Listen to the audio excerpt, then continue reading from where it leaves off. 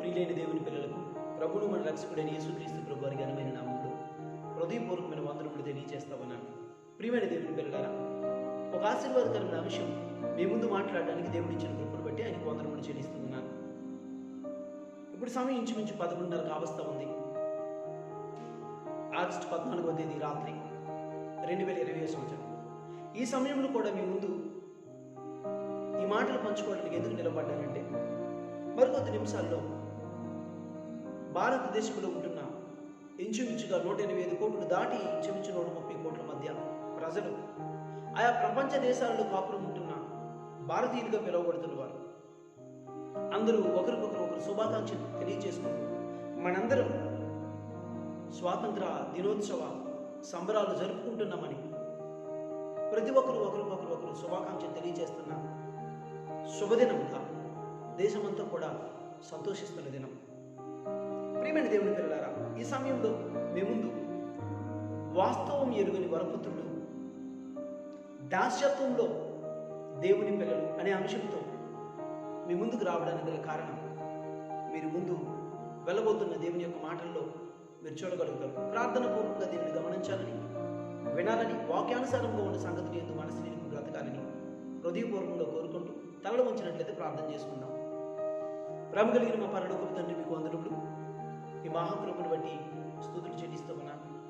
ఆశీర్వాదకరమైన సంగతులను మీ పిల్లలైన వారి మధ్య, నాకు తెలిసిన ఈ భాషలో, నేనుంటున్న ఈ ప్రాంతంలో మీ మనసును గురించి తెలియచేయడానికి నీవు రాయించి ఇచ్చిన సంగతులు యందు మనసు నిలుపుటకు కృపను అనుగ్రహించమని, తోడిండి నడిపించమని, జ్ఞానం చేత మా ముందు ఉంచబడిన సత్యమందు మేము నడుచుటకు సహాయం అనుగ్రహించమని, వాక్యానుసారమైన సంగతులు వాక్యానుసారంగా విశ్వసించి వాక్యానుసారంగా బ్రతుకునందు అన్వయించుకొని ముందుకు సాగడానికి కృపను అనుగ్రహించమని, ఈ దాసుడు నేను నాకు నీవిచ్చిన కృపను బట్టి స్తుతులు చెల్లిస్తూ మహిమ ఘనత ప్రభావం మీకే అవలంబిస్తూ యేసు నామములో ప్రార్థన చేస్తున్నాము తండ్రి, ఆమేన్. ప్రియులైన దేవుని పిల్లలకు ప్రభువును మన రక్షకుడైన యేసుక్రీస్తు ప్రభు వారి పేరట శుభవందనములు తెలియజేస్తూ, ప్రస్తుత పరిస్థితుల్లో దేవుని యొక్క వాక్యం తన పిల్లలైన వారిని గురించి ఏమని తెలియజేసిందో, ఏమని వ్రాయించిందో పరిశుద్ధమైన దేవుని యొక్క వాక్య భాగంలో వెళ్ళిపోదాం. యోహాను సువార్త 8వ అధ్యాయం 31వ వచనం నుండి 35వ వచనం వరకు నేను చదువుతాను. ప్రియులైన దేవుని పిల్లలు వాక్యపు సంగతులు అలా ఉన్నాయో లేదో గమనించాలని ప్రభు పేట మనం చేస్తున్నాను. యోహాను సువార్త 8వ అధ్యాయం 31వ వచనం నుండి 35వ వచనం వరకు నేను చదువుతాను. ప్రియులైన దేవుని పిల్లలు గమనించండి. Gospel book of John, chapter 8, verses 31 to 35. కాబట్టి యేసు తనను నమ్మిన యూదులతో, మీరు నా వాక్యమందు నిలిచిన వారైతే నిజముగా నాకు శిష్యులయ్యుండి సత్యమును గ్రహించెదరు. అప్పుడు సత్యము మిమ్మును స్వతంత్రులుగా చేయునని చెప్పగా, వారు మేము అబ్రహాము సంతానము, మేము ఎన్నడూ ఎవనికిని దాసులమై ఉండలేదే, మీరు స్వతంత్రులుగా చేయబడుదురని ఎలా చెప్పుచున్నామని ఆయనతో అనిరి. అందుకు యేసు, పాపము చేయి ప్రతి వాడును పాపమునకు దాసుడని మీతో నిశ్చయముగా చెప్పుచున్నాను. దాసుడు ఎల్లప్పుడూ ఇంటిలో నివాసము చేయుడు, కుమారుడు ఎల్లప్పుడూ నివాసము చేయును. ఇది యేసుక్రీస్తు ప్రభువారు తన మాటలను విశ్వసించి వెంబడిస్తున్న వారితో యేసు ప్రభువారు మాట్లాడుతున్న మాటలు. తన మాటలు విని వెంబడిస్తున్న వారిని చూసి యేసు ప్రభువారు మాట్లాడుతున్న మాటలు గమనించినట్లయితే, నిజముగా నా వాక్యమందు మీరు నిలిచిన వారైతే మీరు సత్యమందు నిలిచిన వారు అవుతారు. అప్పుడు ఆ సత్యం మిమ్మల్ని స్వతంత్రులుగా చేస్తుందని యేసుక్రీస్తు ప్రభు వారి యొక్క భావనను వారికి తెలియచేయడం జరిగింది. ప్రియమైన దేవుని పిల్లలను చాలా జాగ్రత్తగా గమనించండి. యేసుక్రీస్తు ప్రభు వారు ఒక కొత్త స్వాతంత్రం గురించి మాట్లాడుతూ ఉన్నారు. సహజంగా స్వాతంత్రం కావాలంటే పోరాటాలు చూసాం, యుద్ధాలు చూసాం. చరిత్రను సేకరించిన అనేక మంది చరిత్రకారులు సమీకరించిన సంగతుల ద్వారా ఎన్నో యుద్ధాలు, పోరాటాలు జరిగాయని విన్నాం, చదివాం. ప్రియమైన దేవుని పిల్లలారా, యేసుక్రీస్తు ప్రభు వారు పరిచయం చేస్తున్న స్వాతంత్రం సత్యము మిమ్మల్ని స్వతంత్రులుగా చేయడం. సత్యము మిమ్మల్ని స్వతంత్రులుగా చేయడం, ఇది యేసుక్రీస్తు ప్రభు వారు పరిచయం చేస్తున్న ఒక కొత్త స్వాతంత్రం. పోరాటం, కొంతమంది భౌతిక దాడులకు దిగి పోరాటాలు చేసిన వారు ఉన్నారు. కొంతమంది మత సంబంధమైన సామరస్యం కొరకు పోరాటాలు చేసిన వారు ఉన్నారు. కొంతమంది భాషా సంబంధమైన స్వాతంత్రం కొరకు, కొంతమంది భౌతికంగా వారు బ్రతుకుతున్న ప్రాంతంలో వారి ప్రాంతీయ భేదాల నుండి, పరిస్థితుల నుండి స్వాతంత్రం కొరకు, కుల సంబంధమైన పోరాటాలు, మత సంబంధమైన పోరాటాలు, రాజకీయ సంబంధమైన పోరాటాలు, ఆయా ప్రాంతాలు, ఆయా ప్రజలు ఈ విధంగా పోరాటాలు చేయడం మనం చూస్తూ ఉన్నాం. ఎప్పటికీ ప్రియమైన దేవుని పిల్లలారా, బైబిల్లో యేసుక్రీస్తు ప్రభు వారు పరిచయం చేస్తున్న స్వాతంత్రం ఎలాంటిదంటే సత్యము ద్వారా దొరుకు స్వాతంత్రం. సత్యము ద్వారా దొరుకు స్వాతంత్రం. మరి ఈ స్వాతంత్ర్యం ఎలా కోల్పోయాం? ఈ స్వాతంత్రాన్ని ఎలా కోల్పోయాం? దీనికి జవాబు చెప్పడానికి ముందే యేసుక్రీస్తు ప్రభు వారితో, యేసుక్రీస్తు ప్రభు వారి మాటలు విని వెంబడించిన వారు అడుగుతున్న మాట, మేము దాసులము కాదే, మేము స్వతంత్రులమే, మేము అబ్రహాము సంతానం, మేమెవరికి దాసులై ఉండలేదే అని వారు మాట్లాడుతూ ఉన్నారు. అప్పటికే యేసుక్రీస్తు ప్రభు వారితో మాట్లాడడానికి ముందే కొన్ని వందల సంవత్సరాలు వారి పితరులు దాస్యత్వంలో ఉన్నారు, దాసులుగా ఉన్నారు, బానిసత్వంలో ఉన్నారు, స్వాతంత్రాన్ని కోల్పోయి ఉన్నారు. యేసుక్రీస్తు ప్రభు వారు మాట్లాడుతున్న స్వాతంత్ర్యమునకు, యేసుక్రీస్తు ప్రభు వారి యొక్క మాటలు విని వెంబడిస్తున్న వారు మాట్లాడుతున్న స్వాతంత్ర్యము పూర్తి భేదం కనబడతా ఉంది. యేసుక్రీస్తు ప్రభు వారు మాట్లాడుతున్న స్వాతంత్ర్యం సత్యముతో కూడింది. వారు మాట్లాడుతున్న స్వాతంత్ర్యం రక్త సంబంధికులుగా, అబ్రహాము యొక్క పిల్లలుగా మాకు కలిగిన స్వాతంత్రం గురించి వారు మాట్లాడుతూ ఉన్నారు. ఇప్పుడు యేసుక్రీస్తు ప్రభు వారు అలా మాట్లాడుతూ, ఏ ఇంటిలో నేను ఒక దాసుడు ఉంటే ఆ ఇంటిలో ఉండడాన్ని బట్టి అతడు వారసుడైపోడు, అతడు ఆ ఇంటిలో నివాసం ఉండడు, ఆ ఇంటిలో పని చేస్తాడు వెళ్ళిపోతాడు, నివాసం ఉండడు, దాసుడు కనుక. కానీ కుమారుడైతే నివాసము చేయను, వారసుడవుతాడు. ఇది యేసుక్రీస్తు ప్రభు వారు చెప్తున్న మాట. ఇప్పుడు భారతదేశంలో కోట్ల మంది ప్రజలు స్వాతంత్ర దినోత్సవ శుభాకాంక్షలు అందరికీ తెలియచేస్తూ సంతోషిస్తున్న పరిస్థితులు ఉన్నాయి. నేను కూడా అందుకు అతీతుడినేం కాదు. కానీ ఇప్పుడు మనకు కావలసిన స్వాతంత్ర్యం ఏంటి? మువ్వన్నెల జెండాకి సెల్యూట్ చేయడమా? లేకపోతే మన చుట్టూ ఉన్న వారికి స్వీట్లు పంచడమా, చాక్లెట్లు పంచడమా? అసలు స్వాతంత్ర్యం ఏంటి? ఇప్పుడు నీకు కావలసిన స్వాతంత్ర్యం ఏంటి? ఎన్నో యుద్ధాలు చూసాం, ఎన్నో రక్తపాతాలు చూసాం, ఎన్నో పోరాటాలు చూసాం, ఎన్నో లక్షల మంది తమ ప్రాణాలను కోల్పోయారు భౌతిక సంబంధమైన స్వాతంత్రం కొరకు జరిగిన పోరాటంలో. ఇది ఆత్మీయ సంబంధమైన స్వాతంత్రం కొరకు యేసుక్రీస్తు ప్రభు వారు మాట్లాడుతున్నారు. ఈ స్వాతంత్రానికి పునాదిరాయి సత్యమైతే, ఆ సత్యము క్రీస్తే అని వాక్యం తెలియజేస్తాం. ప్రియమైన దేవుని పిల్లలారా, చాలా జాగ్రత్తగా దేవుని యొక్క మాటలు గమనించాలని మనం చేస్తున్నాం.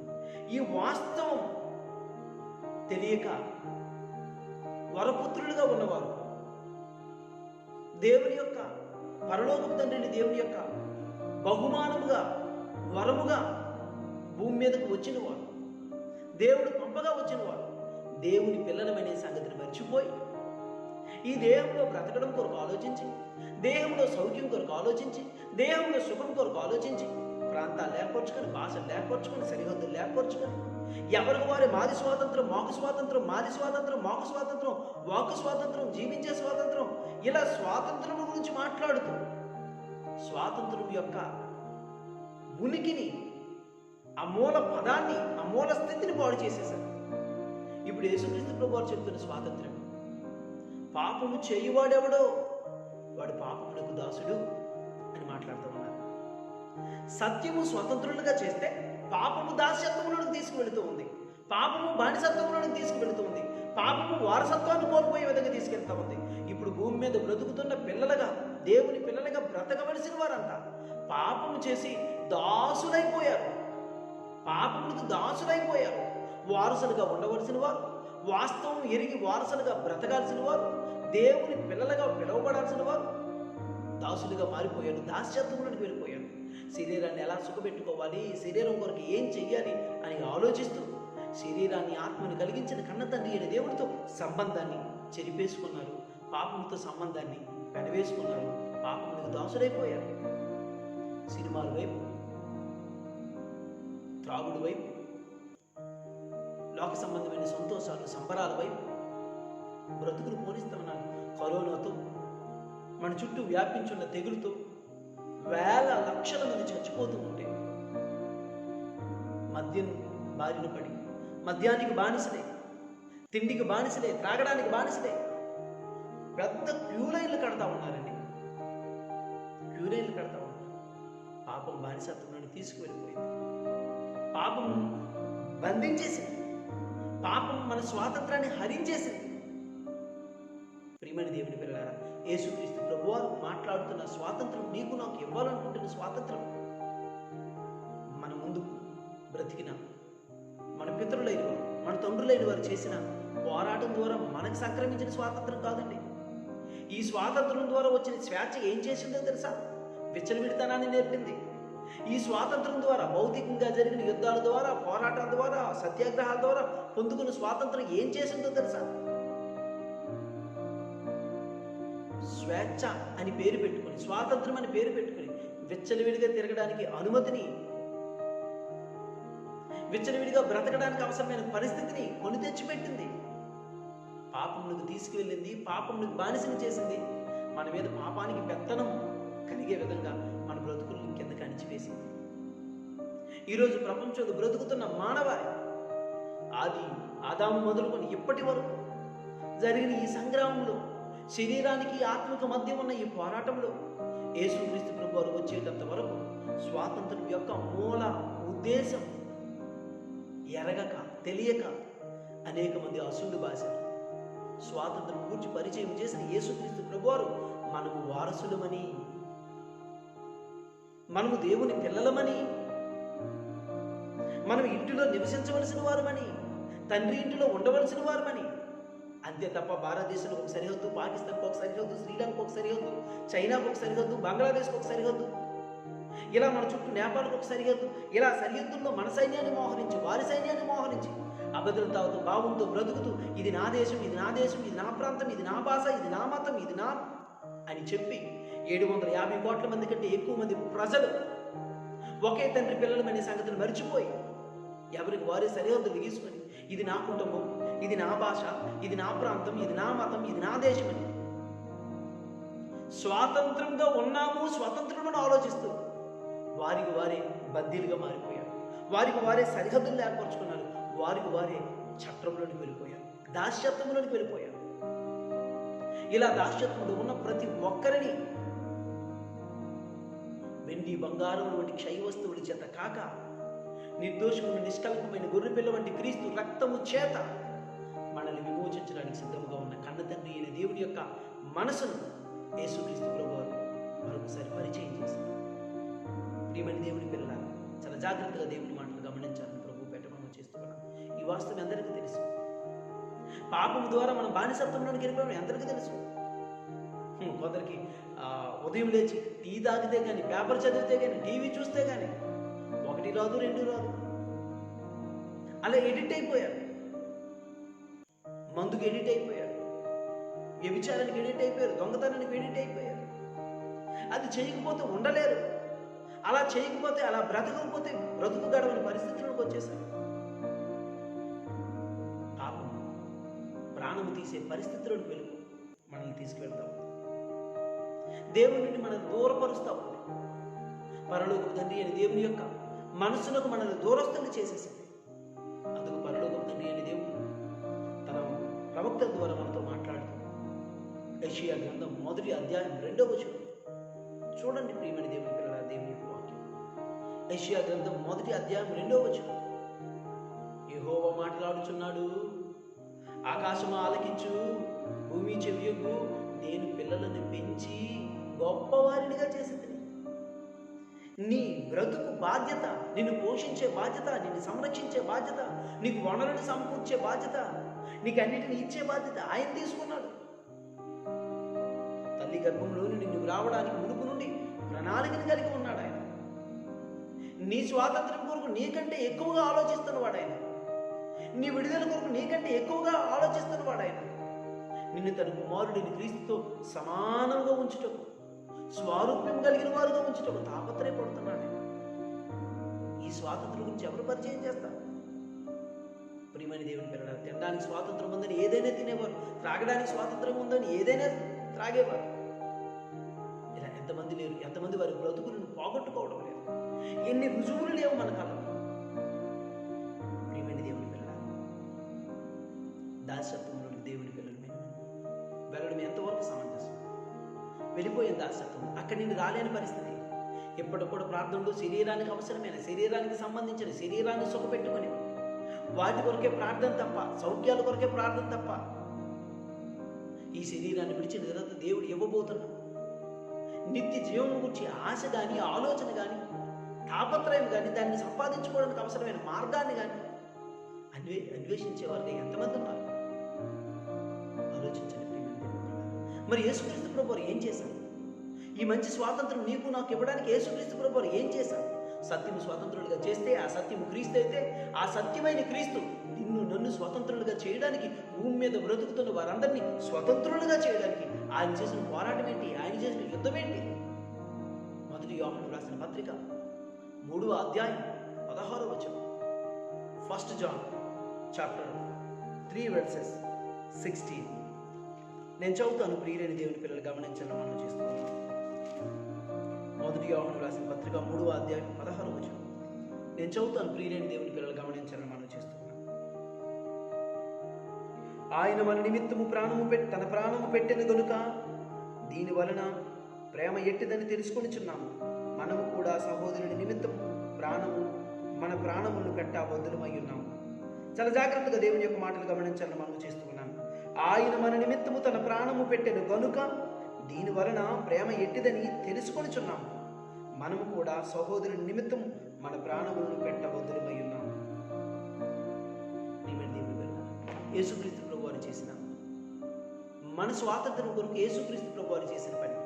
ఆయన తన ప్రాణాన్ని పెట్టారు మనల్ని విడిపించడానికి.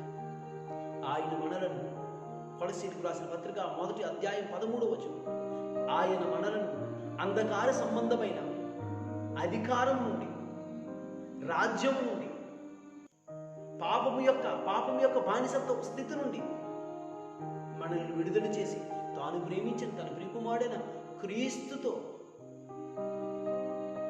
కలిసి ఉండడానికి, కలిసి బ్రతకడానికి, సమాన వారసులుగా ఉండడానికి ఆశ్చర్యకార్యములు జరిగించాడండి కన్న తండ్రి దేవుడు. ప్రియమైన దేవుని పిల్లల, ఈరోజు దేవుని పిల్లలమైన మనం ఏ స్వాతంత్రం ముఖ్యం? నువ్వు చేస్తున్న ఈ భౌతికమైన స్వాతంత్ర్యం, ఈ స్వేచ్ఛ పాపము చేయడానికి, ఈ స్వేచ్ఛ శరీరాన్ని సుఖపెట్టుకోవడానికి, ఈ స్వేచ్ఛ నీ చుట్టూ సరిహద్దులు గీసుకోవడానికి ఉపయోగపడింది. నీ భాష మాట్లాడని వారు నీ వారు కాలేకపోతా ఉన్నారు. నీ ప్రాంతంలో జీవించిన వారు నీ వారు కాలేకపోతా ఉన్నారు.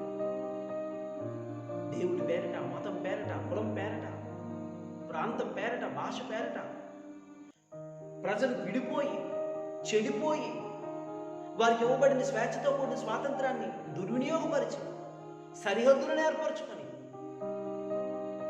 మనుషులతో సంబంధాన్ని కోల్పోయారు. ఒకే తండ్రి పిల్లల మనమని భూమి మీద బ్రతుకుతున్న వారంతా ఒక తండ్రి పిల్లలమనే సంగతిని మర్చిపోయి ఆర్థికపరమైన అసమానత ఎన్నింటినో కృత్రిమంగా కల్పించుకొని పాపమునికి దాసుడై వారసత్వాన్ని కోల్పోయి దాస్యత్వంలోనికి వెళ్ళిపోయారు. వారి పుత్రులు దాస్యత్వంలోనికి వెళ్ళిపోయారు. దైవపుత్రులు మీరందరూ దైవములనియు, మీరందరూ సర్వోన్నతుని కుమారులనియు, మీరు దైవములనియు ఆయన నెత్తు నూరు కొట్టుకొని మీరు నా పిల్లలు, మీరు నా పిల్లలు, మీరు నా పిల్లలు అని చెప్తుంటే, కాదయ్యా మేము నీ పిల్లలం కాదయ్యా, మాకు కావలసిన స్వాతంత్రం వేరు. నీకు కావలసిన స్వాతంత్రం కొరకు నువ్వు చంపాలి లేదా చావాలి. కానీ దేవుడు ఇవ్వబోతున్న స్వాతంత్రం కొరకు అనేకులను బ్రతికించడానికి, అనేకులను నిత్యత్వం వైపు నడిపించడానికి నీవు నీ ప్రాణాన్ని దారిపోయావు. అది క్రీస్తు చేసిన త్యాగం. అదే మనస్సును మనము కూడా మన సహోదరుల నిమిత్తం మనము మన ప్రాణములను పెట్ట బద్దులమై ఉన్నాం. అలాంటి స్వాతంత్ర్యం నీకు ఇవ్వబడిన స్వేచ్ఛ దేవుని యొక్క మనసును తెలియచేయడానికి, నీకు ఇవ్వబడిన స్వేచ్ఛ యేసుక్రీస్తుని గురించి పరిచయం చేయడానికి, నీకు ఇవ్వబడిన స్వేచ్ఛ నిత్యత్వం వైపు అనేక మందిని నడిపించడానికి. కాబట్టి ప్రియమైన దేవుని పిల్లలారా, శరీరానికి దొరికిన స్వాతంత్రం నీ శరీర సుఖముల కొరకు, సౌఖ్యముల కొరకు కాక, ఈ శరీరాన్ని విడిచిన తర్వాత దేవుడు ఇవ్వబోతున్న నిత్యత్వం గురించి ఆలోచించాలని, దేవునికి మనస్సు ఇవ్వాలని, ఆ స్వాతంత్రాన్ని సత్యము ద్వారా అనుభవించాలని ప్రియులైన దేవుని పిల్లలకు హృదయపూర్వకంగా తెలియజేసుకున్నాం. అందరికీ వందనములు తెలియజేస్తాం.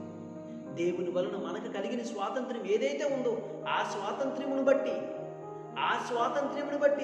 అద్భుతమైన దేవుని యొక్క మాటను మనం చూసుకుందాం. ప్రియమైన దేవుని పిల్లల, రోమీయులకు రాసిన పత్రిక యేసుక్రీస్తు ప్రభు వారు పరిచయం చేసిన తన యొక్క మనసును అపోస్తలుడు ఏ విధముగా మన ముందుంచారో చూద్దాం. రోమీయులకు రాసిన పత్రిక 8వ అధ్యాయం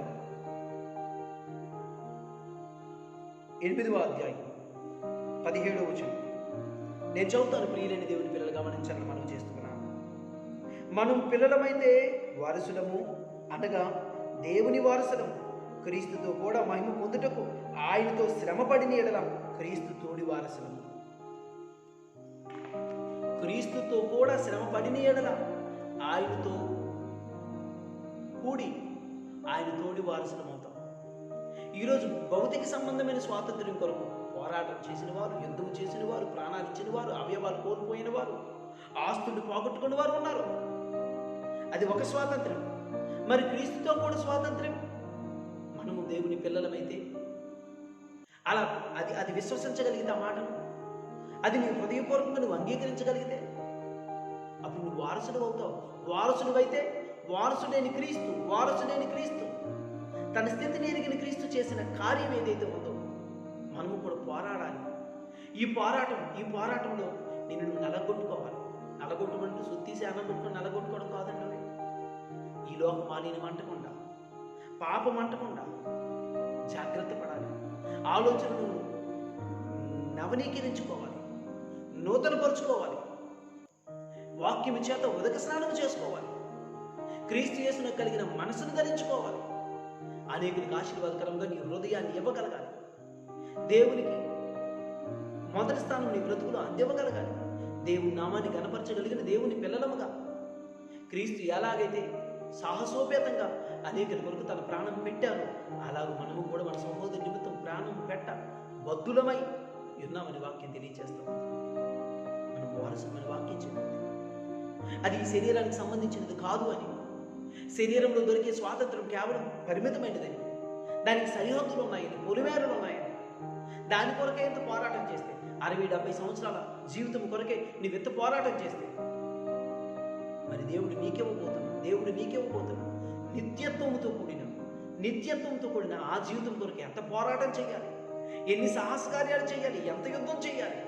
ఈ యుద్ధంలో, ఈ పోరాటంలో నువ్వు చంపడం కాదు, అవసరమైతే నీ ప్రాణాన్ని త్యాగం చేయడం, నువ్వివ్వడం.